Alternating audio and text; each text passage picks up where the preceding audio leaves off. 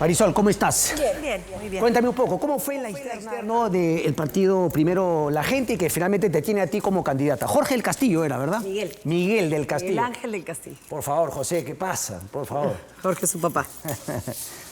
¿Cómo fue esa en las internas? Cuéntame un poquito. ¿Fue por delegados? ¿Cómo fue esa? Nosotros optamos por delegados que representaban, son 20 delegados, pero que tenían que representar 18 regiones. Incluida Lima, por supuesto. ¿No? Y bueno, eso fue. Finalmente ganó la lista 1 de delegados que encabezaba Manuel Lato, que es la que ha votado hoy día. Y lo interesante es que decidimos hacer además una consulta entre la militancia. Logramos unidad en las listas al Parlamento, tanto al Senado como a diputados. Y cada región decidió su destino, las regiones se pusieron de acuerdo y mandaron su representación.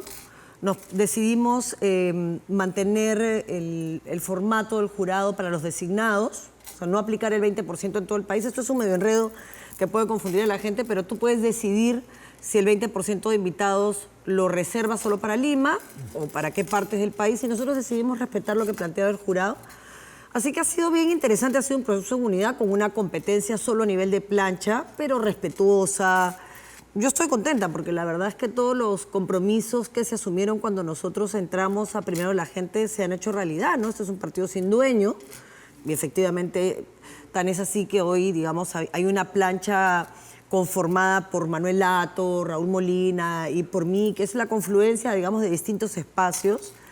Y es un partido que ha garantizado democracia, respeto a las regiones, a la voluntad de las regiones. Sí se creía inicialmente que si bien no tenía un dueño, sí tenía, digamos, una cabeza que era justamente del Castillo. Pero es interesante porque no hay presidente en el partido. El partido tiene órganos colegiados nomás. Y es complicadísimo porque todo se aprueba por 2/3. O nos ponemos de acuerdo o no hay nada. Y además yo, aunque no tengo nominalmente una representación ante el jurado, siempre he sido parte de todas las discusiones y de las decisiones. ¿Quién tiene la representación frente al jurado? El personero legal es Marco Ceballos hasta dentro de 10 días o 15, porque él es el que encabeza la lista nacional al Senado y tiene que renunciar, por lo tanto, a ser personero. Ok. Respecto a ese tema, perdón que te interrumpa, Marisol, fue justamente una denuncia que creo que planteó Punto Final, no sé si fue este año o el año pasado, ¿no? Respecto de la manera como se habían conseguido las firmas y otros cuestionamientos también digamos, por la parte empresarial del señor Miguel del Castillo. ¿Cómo lidiaste con esos temas y finalmente cómo, desde tu punto de vista, lo superaste para haber continuado en el partido y haber llegado a ser la candidata? Primero porque conozco el partido, ¿no? Yo decidí caminar y conocer el partido. Yo vengo de hacer vida partidaria. Entonces no es que vienes, te sientas y negocias nada. O vas a hacer vida partidaria o no.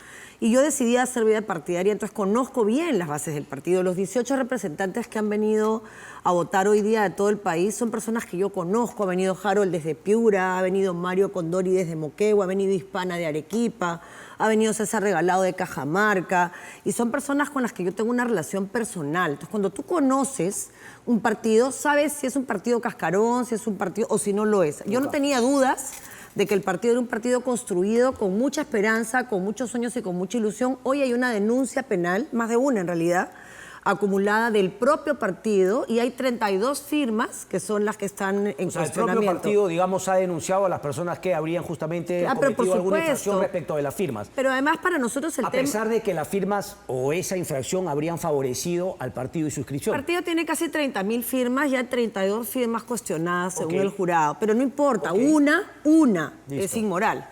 Y por una, el propio Marco Ceballos y Miguel del Castillo, además de algunos de los militantes, denunciamos por respeto a la gente que buscó las firmas entre su familia, entre sus amigos, en sus bases, porque le queríamos dar una alternativa distinta al país, en un mundo que, como tú bien has señalado, se caracteriza por el fraccionamiento. Primero, la gente es un espacio de encuentro, ¿no? Del centro a los lados, y hay de verdad gente bien interesante. Déjame preguntarte, ¿tú defines tu partido como de centro, centro-izquierda, centro-derecha? ¿Cómo lo definirías de cara al elector? Es un partido plural en el que te aseguro que las personas no votamos todas por las mismas personas, ni en primera ni en segunda vuelta.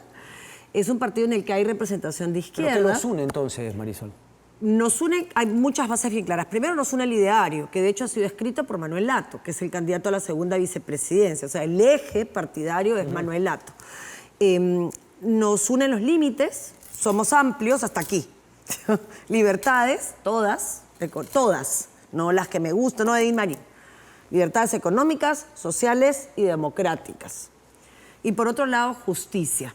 Tenemos una base descentralista muy importante. Bueno, yo soy tacneña, pero en realidad el enfoque del partido es un enfoque descentralista, por eso es que a la vicepresidencia va Raúl Molina, que probablemente debe ser uno de las personas estuvo en la PCM, me acuerdo, que más, y además es el jefe de plan de gobierno. Okay. Es una de las personas que mejor conoce el proceso de descentralización y todas sus falencias, ¿no? Y cómo puedes hacer para romper las brechas y la distancia que existe entre mi tierra, Tacna, y Moquegua, Lima, Arequipa, y cómo es que puedes unir eso con un plan mucho más grande, ¿no? Que requiere además capacidades, no solamente descentralizar responsabilidades. Entonces es bien interesante. ¿En dónde están las diferencias? Las ponemos sobre la mesa. Hay posiciones de feministas de reconocida trayectoria y además consecuencia, como Susana Chávez, que es una mujer que toda su vida ha defendido derechos sexuales y reproductivos, educación sexual integral, y hay personas que representan un sector evangélico y nos hemos puesto de acuerdo, porque las cosas hay que conversarlas y hay que identificar aquello que nos une, que las niñas no deben ser violadas, que cada 39 minutos no puede ser que una mujer haya sido atacada a través de violencia física o violencia sexual, y que tenemos que tener un Estado que las proteja. Hasta ahí estamos todos de acuerdo. Y a partir de ahí... Bueno, una figura, por ejemplo, como el aborto. Hay personas que en el partido están a favor del aborto y personas que no, y en que nos hemos puesto de acuerdo. Bueno, ¿qué cosa hacemos como Estado para evitar que una mujer o una niña se encuentre en una situación en la que tengan que decidir si aborta o no aborta? El aborto terapéutico está incorporado, lo vamos a respetar. Toda la educación sexual y reproductiva que se necesite para que una niña no sufra, digamos, de violencia sexual ni tenga un embarazo no deseado, y a partir de ahí habrá objeción de conciencia, porque yo no voy a estar a favor del aborto en casos que no sean de violación sexual, y otras personas estarán de acuerdo, y bueno, eso es una posición diferente. Pero como política de Estado nos vamos a poner de acuerdo, y ya estamos de acuerdo, en educación sexual y reproductiva, educación sexual integral, y la oral día siguiente, por supuesto, todos los mecanismos para que una niña que quiera tener a su hijo tenga facilidades para darlo en adopción, tenga toda la protección del Estado para poder estudiar una carrera, estudiar un oficio. Lo que no vamos a hacer es hacernos los locos con los temas difíciles, porque ya todos los hemos discutido. ¿Cómo cuáles, por ejemplo? Por ejemplo, el aborto. Ok, pero a ver, déjame ser un poquito abogado del diablo, porque claro, yo te he traído el tema a colación, pero era un poco porque tú me lo planteabas, no me hablaste de Susana Chávez, etcétera, pero alguno podría decir en su casa, uy, pero Marisol hablando de estos temas cuando el Perú se desangra, la minería ilegal, la delincuencia. Entonces, justamente, ¿cómo compaginas esos puntos, vamos a decir, de libertades sociales, ¿no? Progresistas, si se quiere, con la situación profundamente económica? Liberales también, ¿eh? O sea, progresistas nada, profundamente liberales, porque estás hablando de libertades. Sí, pero uno podría decir que una tendencia, o por lo menos desde mi punto de vista, que esas posiciones liberales han llegado a un extremo en algunos países que luego han rebotado aquí en el Perú, que finalmente cruzan de la línea del liberalismo a un progresismo, si se quiere, si se entiende lo woke, etcétera, etcétera. Pero bueno. Pero finalmente nosotros tenemos 3 ejes, y en esos 3 ejes sí me parece interesante que lo plantees así. El primer eje es resolver los problemas de la gente hoy. Y los problemas de la gente hoy tienen que ver con seguridad. Tienen que ver con, yo le digo integridad, pero en realidad es como luchar contra la corrupción que nos mantiene en la situación en la que estamos ahora, y orden, que son 3 caras de una vida con un Estado de Derecho que funcione, ¿no? Hablabas del ejemplo de Rafael, por ejemplo. Eso es la antítesis de lo que debe ser, ¿no? Que una persona tenga que defenderse por sí misma, que yo también lo haría, porque el Estado es incapaz de darte las garantías para que tú puedas transitar sin estar exponiendo tu vida de la gente que tú amas y tu propiedad permanentemente, ¿no? El segundo eje es el eje de la economía, ¿no? El eje económico, que es mantener lo que está funcionando y cómo hacemos que se sostenga y que crezca, regular todo este mercado informal, de todos los procesos que tenemos de informalidad, para que se vuelva también una fuente de ingresos para el país y que la base tributaria pueda ancharse y no sigamos asfixiando hasta desaparecer a los formales, y cómo le metemos tecnología e iniciativas que permitan generar nuevas formas de generar recursos y poder salir adelante. Y el tercer eje, que a mí me parece súper interesante, son las políticas sociales. Y ahí está todo el tema del enfoque de igualdad, ¿no? Cómo igualas desiguales, cómo generas distintos enfoques para mirar las diferencias y a partir de eso trabajar como de Estado. Género, como era hace unos 5. Sí, por supuesto que sí, pero es que no solo es enfoque de género. El enfoque es una manera de atacar un problema estructural. Enfoque de género, el enfoque interseccional, o sea, tienes que usarlos porque si no, crees que todos somos iguales, y no todos somos iguales, querido Cristian. Claramente Efectivamente, los hombres y las mujeres somos diferentes. Yo te estaba preguntando porque tú dijiste enfoque de igualdad. O sea, me pareció No, que te dije... había como No. una... No, como no querer decir enfoque de género porque traía al contrario, yo soy una defensora de... Pero ¿dónde está el origen del enfoque de género en igualar a los desiguales? O sea, ese es el principio de igualdad que está recogido en nuestra Constitución, ¿no? No somos iguales, debiéramos serlo. Y entonces tienen que haber tratamientos diferenciados. El mundo indígena no es igual. Acaban de cargarse la década 18, Cristian. Pero, a ver, como diría Jordan Peterson, y ahí tiene un anglicismo, ¿no? Igualdad, equality of opportunities, equality of outcome. O sea, ¿tú quieres igualar a todos por ley respecto de los resultados o quieres una igualdad de oportunidades? No, yo quiero que salgamos todos de la misma línea de carrera y que gane el mejor.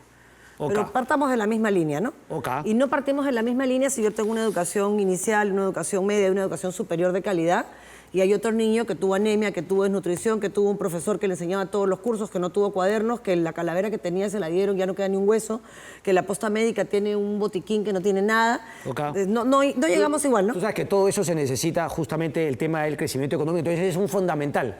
Pero es que si no, ¿cómo? Claro, si o no, sea, ¿cómo? ¿De dónde sale el ¿qué dinero? reparto? Pero claro, Correcto. o sea, yo quiero hacer realidad tus sueños, pero ¿cómo me lo banco? Perfecto, entonces digamos que... Por eso son 3 ejes. Okay. El eje social, que incluye todo el tema del que hablamos inicialmente, que es todo el tema que... Pero defíneme en ese tema social, justamente el tema de la seguridad ciudadana, algunas políticas, y en eso va vinculado, desde mi punto de vista, el tema de la minería ilegal, que genera extorsión, sicariato, etcétera. Porque tienes que ser transversal. Tienes tu eje de seguridad, orden, lucha contra la corrupción, que por supuesto todo se relaciona.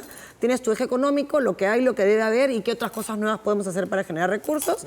Y el eje social de cómo cerramos brechas, y la educación, por supuesto, ahí tiene que apuntar a mediano y largo plazo, ¿no? Eso no es una política de un gobierno, es una política de Estado. ¿No? Estoy pensando en beca 18, por ejemplo. Eso tiene 2 ejes transversales. Un primer eje transversal, que a mí me gusta mucho, que es el eje de sostenibilidad y territorio, porque el Perú no es solo Lima y tiene que ser entendido con todas sus diferencias, y por supuesto acá la economía tiene diferencias, la seguridad y el orden tienen diferencias, y los temas sociales también los tienen, y tiene que ser mirado con ese prisma de la diferencia. No es lo mismo en Ancash, Huaraz, que Chimbote, Nepeña, Casma, Guarmey. Okay. Y luego tienes un segundo eje transversal, que también me gusta mucho, que es el eje de transformar el Estado. No hablo de transformar, el Estado no sirve. Es un Estado grande que no resuelve nada. Necesitamos un Estado chico, fuerte y eficiente, que esté presente allá donde debe estar. No necesitas la misma cantidad de Estado en San Isidro que en Chumbivilcas, porque a nadie le va a importar hacer una carretera en Chumbivilcas y la necesitas para sacarlos adelante. Correcto. No necesitas el mismo Estado que resuelva los problemas de agua en Lima que en Amazonas, en Bagua o en Condorcanqui. Y la gente necesita abrir un caño y poder tomar agua potable. De acuerdo. El tiempo me ganó. Gracias, Marisol. ¿Tú también vas al Senado? Yo también voy al Senado. Eso está bueno. Con el número 2, y Raúl Lato también va al Senado. Raúl Molina va al Senado con el número 7 y Manuel Lato va a Parlamento Andino con el número 1. ¿Y del Castillo? Del Castillo va a diputado con el número 1. Marisol Perestello, muchísimas gracias. Hacemos una pausa y regresamos. Muchas gracias. A ti.